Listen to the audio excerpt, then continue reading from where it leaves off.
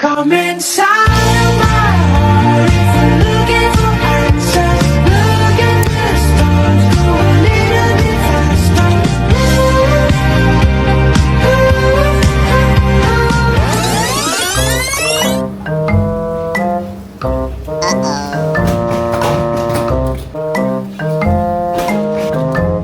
Thank you. Salam. Belə bir vlog hazırlamaq istədim. Hazırda aeroportdayam və qeytin açılmağını gözləyirəm.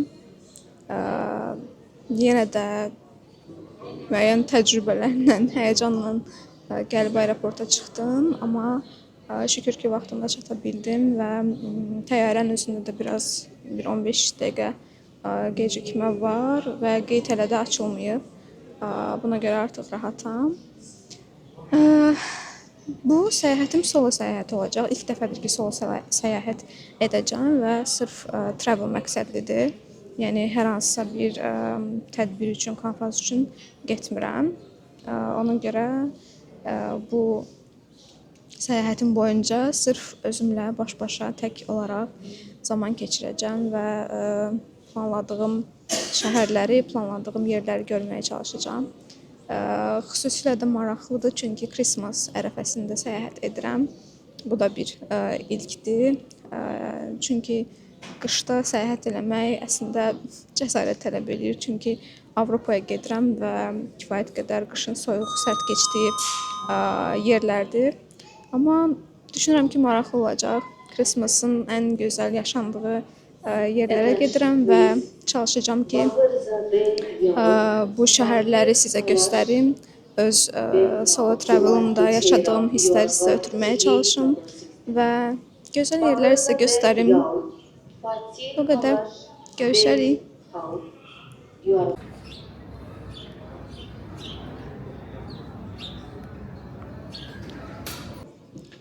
Bu arada tam da esim alarkən bir xatırlatma etmək istədim sizə ki, ölkədən çıxmamış çalışın ki, esimi activate edin ki, artıq getdiyiniz yerə çatdığınız anda internetdən faydalana biləsiniz. Mən də bu addımı yerinə yetirdim və ümid edirəm ki, hər şey düzəlmişəm. Enişdə bir problem yaşamayacağam, artıq internetim olacaq.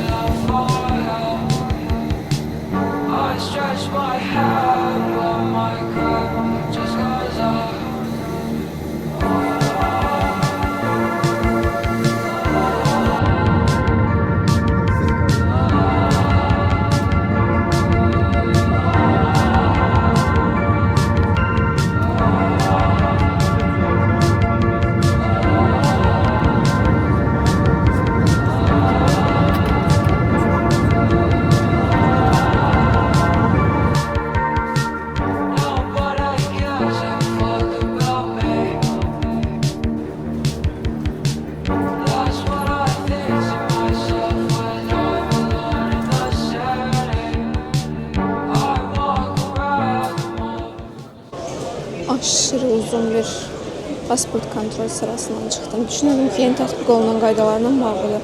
Çünki maildə qeyd olunmuşdu ki, oktyabr ayından etibarən Avropa vətəndaşı olmayan şəxslər pasport kontroldə əlavə addımlardan keçməlidirlər. Bu biometrik identifikasiya aiddir, barmaq izi və facial və digər üçün, amma əslində olmadı, istəmədilər. Bilmirəm, avtomatik mühəlliliklər ya yox, amma olmadığı halda belə çox uzun sıra var idi. Gedək şatıl tapaq.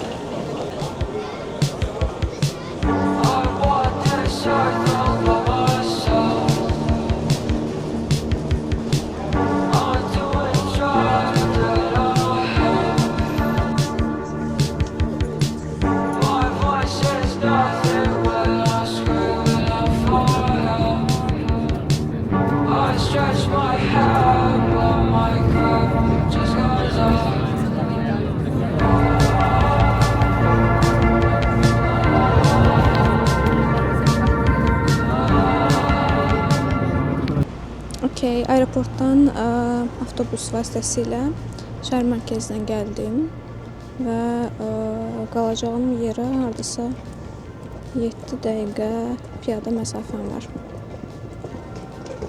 Gedək.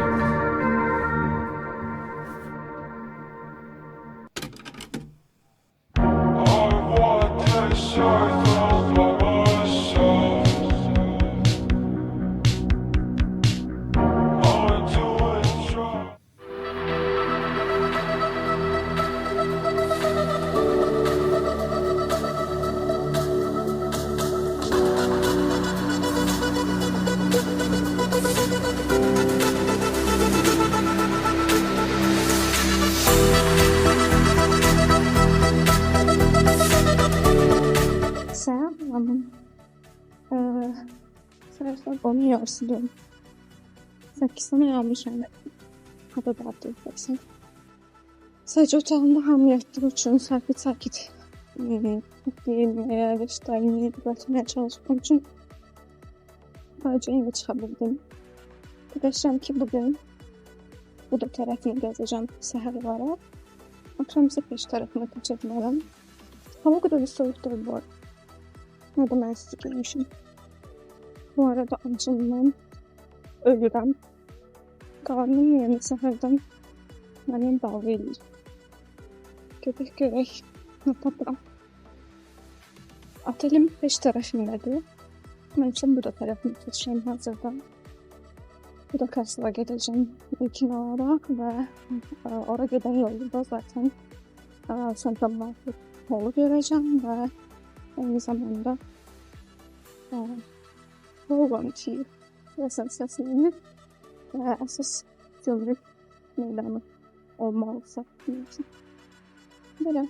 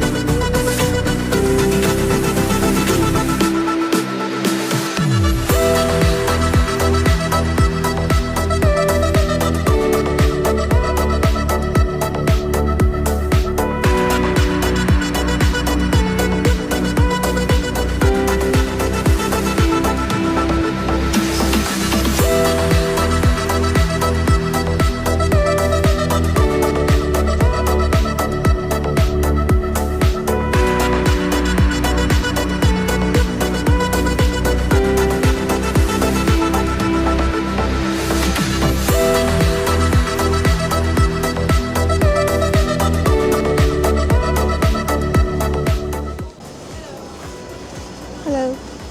Bu arada bayağı büyük bir yerdi ve her şey satılır. Kalbasa, et, süvünirler, şiryanlar, Christmas hediyeleri, her şey var ve bence çok böyle diye bunu birazcık sonra saklayabiliriz. Ve sabah seher ya da ki I don't know, akşam tarafı gelebilsem gelirim. Bu çok büyük.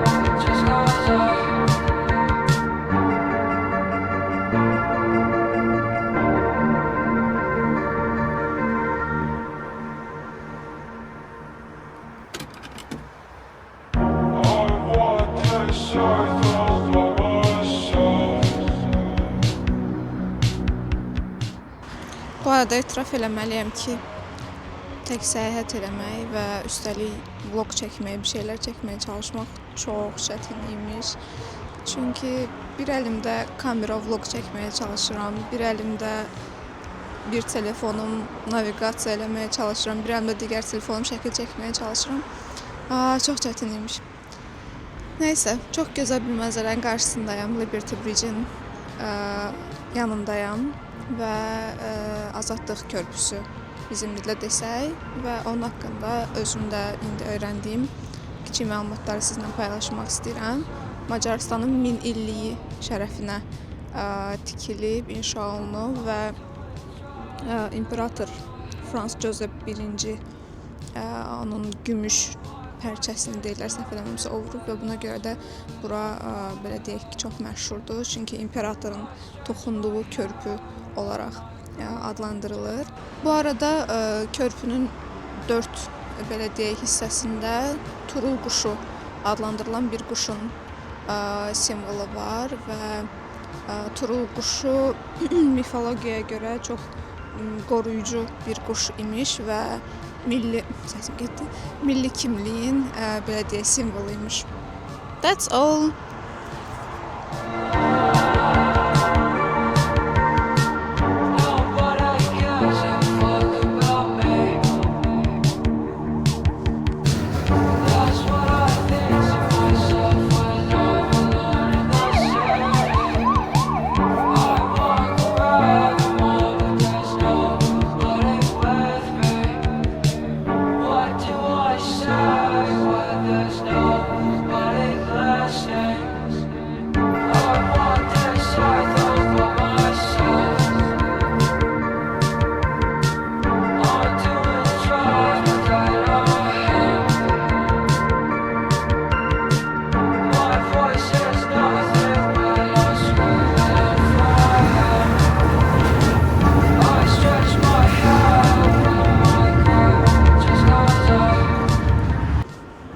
Təəssüf ki, listimdə olan, amma bağlı olan Gellert otel və onun daxilində termal hamamlar 18-ci ildə açılıb və onun daxilində istifadə olunan sular elə Gellert Hill, yəni Gellert təpəsinin altından gəlir və ona görə də möcüzəli sular deyirlər orada olan sulara. Daxil də çox gözəldir, çox estetikdir. Liberty körpüsünün digər tərəfindəyəm və Buda Castle-a hələ yarım saat yolum var. Gedəcəm. İndi isə Gellert Hill tərəfindəyəm və bayaq göstərdiyim Gellert otel və termal bas olan hissədəyəm. Çayın qırağı ilə Buda Castle-a doğru gedəcəm. Getdik.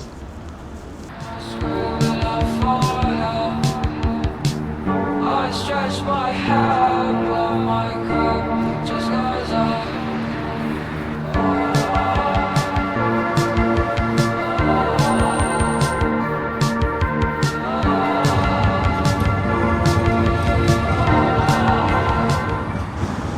Su istəyirəm, su. Elə yerlərdə fırlanıram ki, su tapa bilmirəm.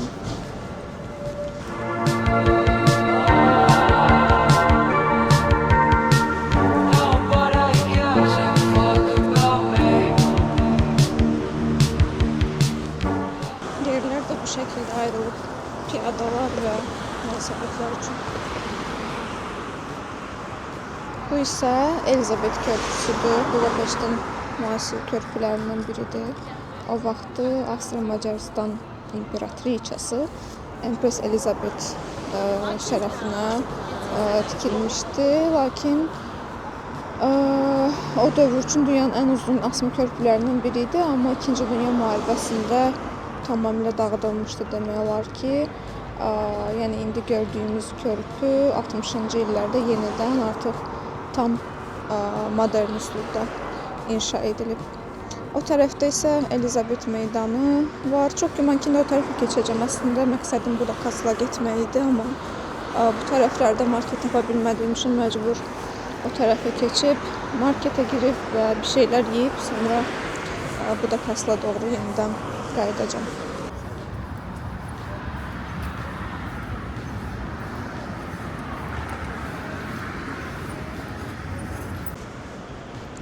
Bu da Gelert, Macarıstanın ilk yepiskoplarından biriymiş və rəvayətə görə bütpərəstlər tərəfindən bu Gelert təpəsindən Dunaya atılaraq öldürülüb. Ona görə də onun heykəli məsələ Gelert təpəsinin ən yuxarı hissəsində salınır.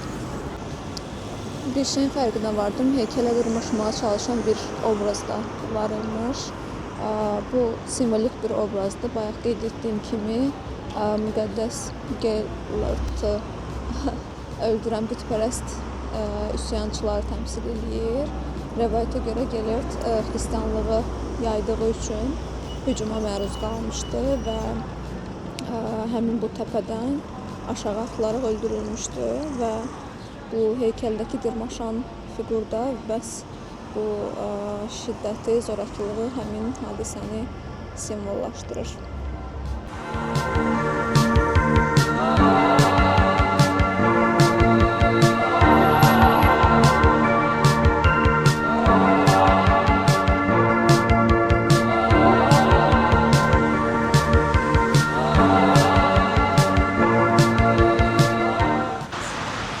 Bu arada bir şey də müşahidə elədim ki, çox detala girmək lazım deyil.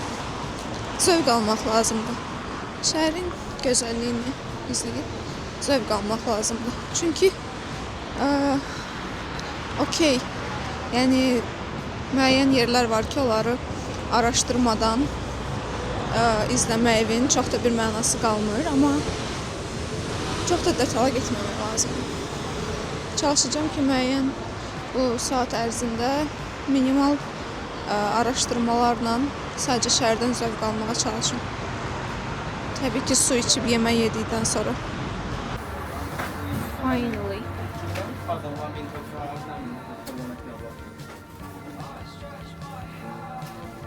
Aşırı çox çeşid var hər şey üzrə. Bilmirəm, mən yaxşı mı dükana girmişəm yoxsa?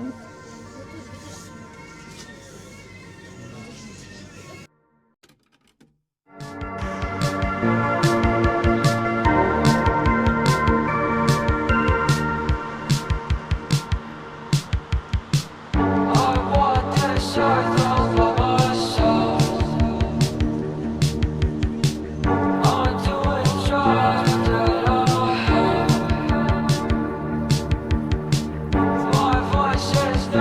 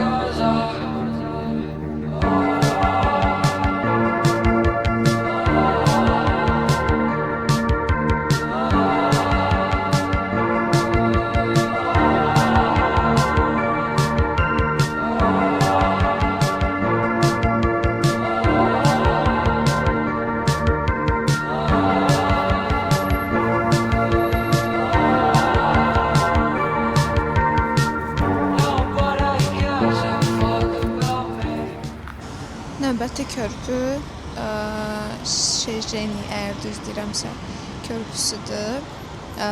Budapeştin ilk daimi körpülərindəndir. Çünki ondan qabaq çayın üzərində müvəqqəti körpülər tikilirdi və deyilənə görə bu körpünü tikən şəxs, yəni Istvan Şejeni Macar islahatçısı olub və rəvayətə görə o qışda çayın donmasına görə atasının dəfninə gecikib və ondan sonra qərarı alıb ki, bəs Budapeştdə daimi körpü olmalıdır. Və bu körpü ən köhnə və məşhur körpülərdən biridir Budapeştdə. Yenə də bu körpü də 2-ci Dünya müharibəsi dövründə dağıdılmışdı. İndi gördüyümüz versiya artıq bərpa olunmuş versiyadır. Burada köhnə halının şəkli də var və bu şəkildə dağıdılmışdır. Əlavə olaraq da məşhur bir mif var. Körpünün üzərində olan asan heykəlləri ilə bağlı. Onu hazırlayan heykəltaraş aslanların dilini unutduğu üçün rəvayətə görə, mifə görə intihar eləmişdi. Amma əslində aslanların dili var, sadəcə aşağıdan görünmür deyə qeyd olunub. Gedək baxaq.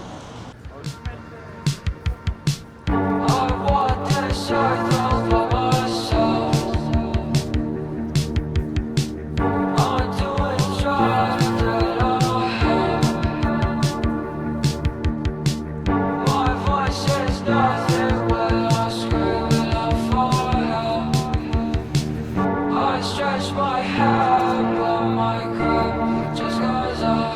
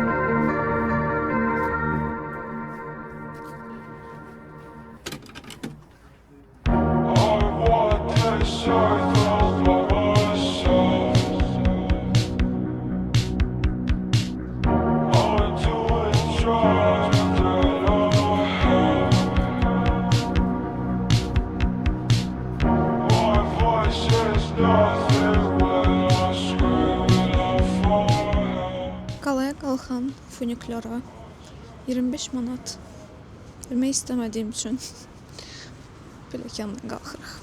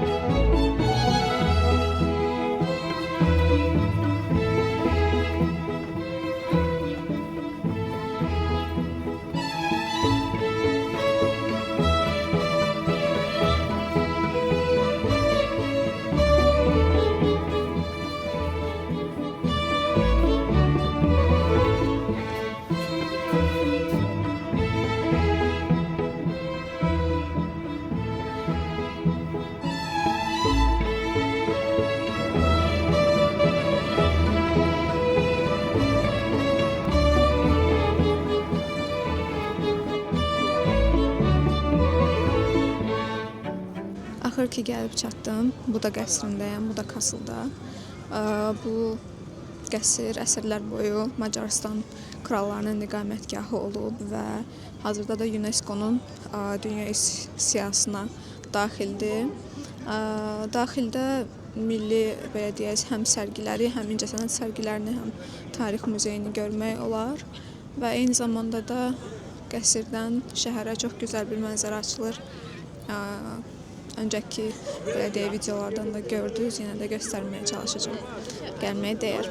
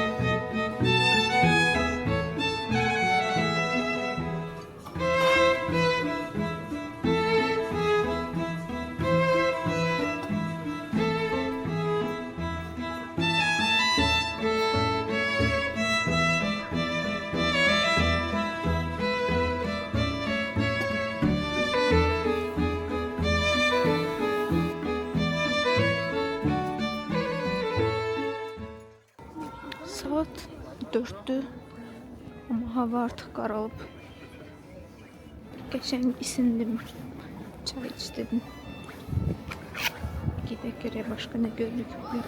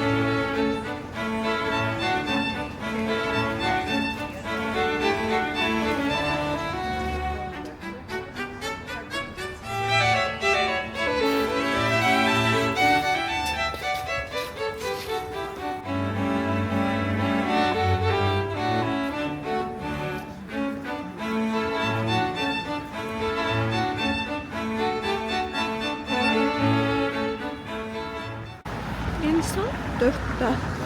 Hava niye bu kadar karanlık olsun? Vay.